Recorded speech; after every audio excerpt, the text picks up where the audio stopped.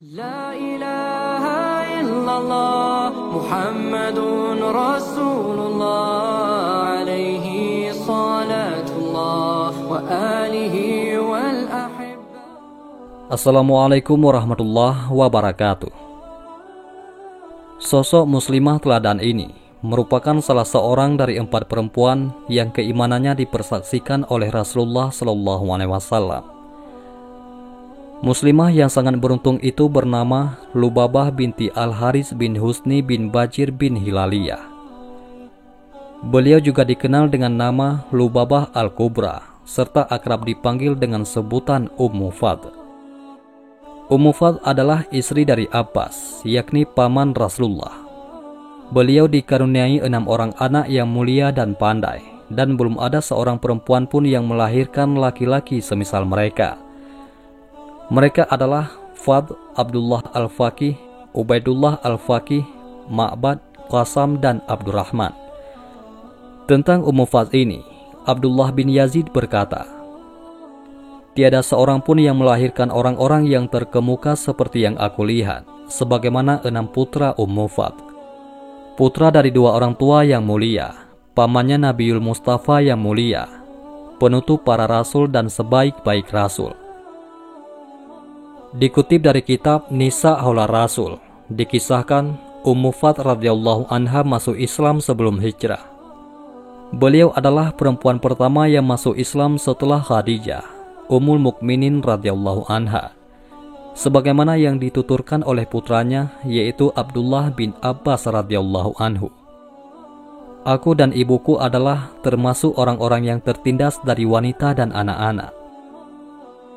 Ummu Fadl termasuk perempuan yang berkedudukan tinggi dan mulia di kalangan para perempuan muslimah. Beliau juga seorang perempuan yang pemberani dan beriman, yang memerangi Abu Lahab si musuh Allah Subhanahu wa Ta'ala dan membunuhnya. Diriwayatkan oleh Ibnu Ishaq dari Ikrimah berkata, Abu Rafi budak Rasulullah SAW berkata, "Aku pernah menjadi budak Abbas. Ketika Islam datang, maka Abbas masuk Islam disusul oleh Ummu Fadl. Namun Abbas masih disegani terhadap kaumnya. Abu Lahab tidak dapat menyertai perang Badar dan mewakilkannya kepada As bin Hisham bin Mughirah.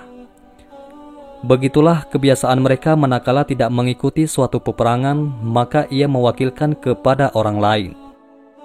Tatkala datang kabar tentang musibah yang menimpa orang-orang Quraisy pada perang Badar, yang mana Allah Subhanahu wa Ta'ala telah menghinakan dan merendahkan Abu Lahab, maka sebaliknya kami merasakan adanya kekuatan dan izah pada diri kami. Aku adalah seorang laki-laki yang lemah. Aku bekerja membuat gelas yang aku pahat di bebatuan sekitar Zamzam. Demi Allah, suatu ketika aku duduk sedangkan di dekatku ada Ummu Fadl yang sedang duduk.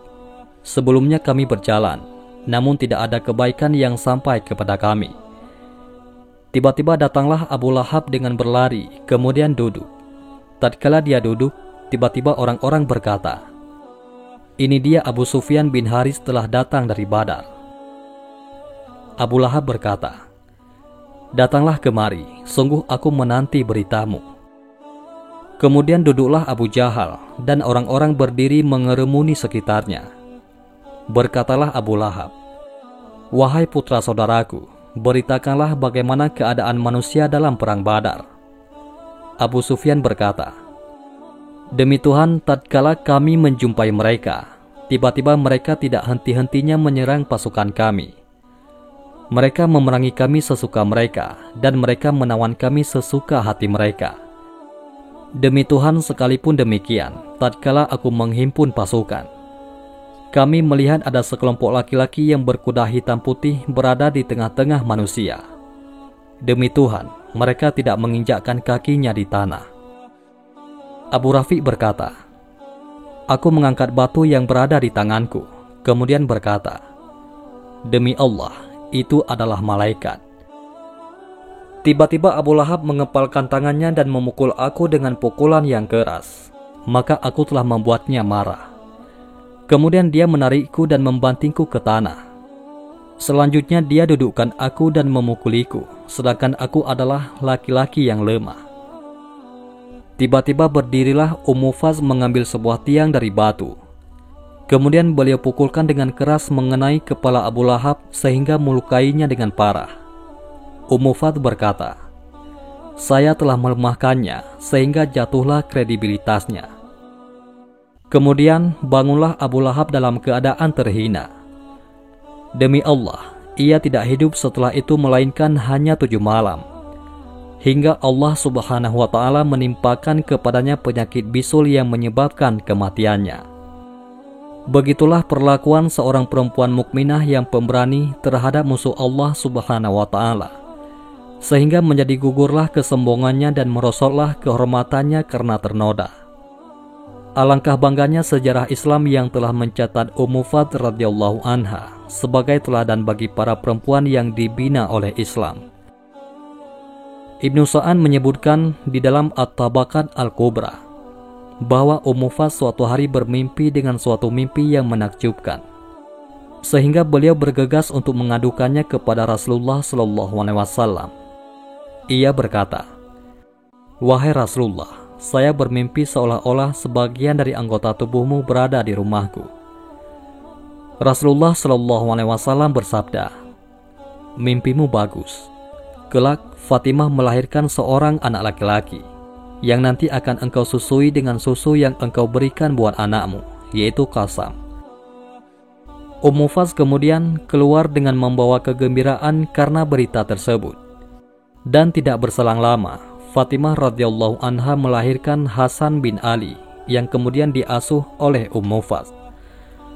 Mufaz radhiyallahu anha berkata, "Suatu ketika aku mendatangi Rasulullah SAW dengan membawa bayi tersebut.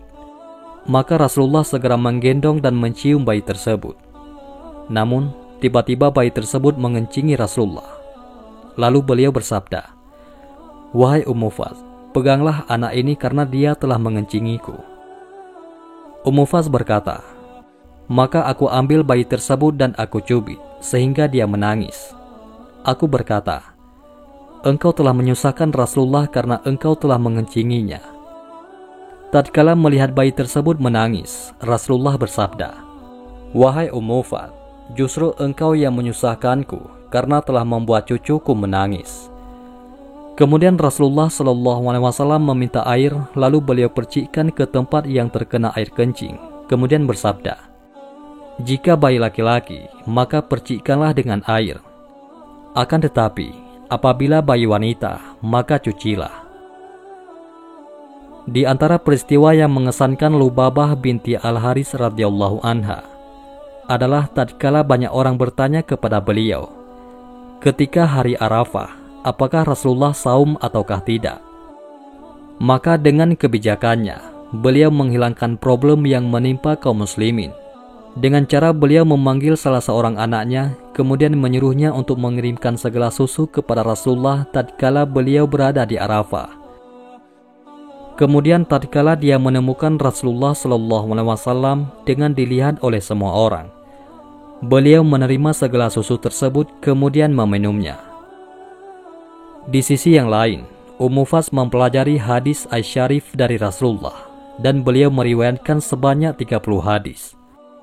Adapun yang meriwayatkan dari beliau adalah sang putra beliau, yakni Abdullah bin Abbas radhiyallahu anhu, Anas bin Malik, dan lainnya.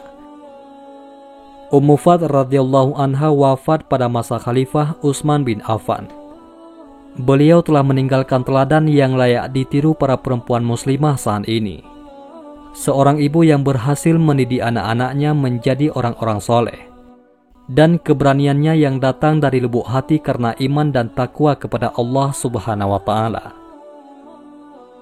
Itulah kisah Lubabah binti Al-Harits, yang mana dengan keberanian ataupun kecintaan beliau kepada Allah dan Rasul-Nya, sehingga beliau tak gentar ketika membunuh salah satu musuh Allah, yaitu Abu Lahab. Di sisi lain, Allah telah menghinakan Abu Lahab di tangan seorang perempuan, yaitu makhluk yang paling lembut. Wallahu a'lam bishawab. Mudah-mudahan kisah ini bermanfaat. Assalamualaikum warahmatullahi wabarakatuh.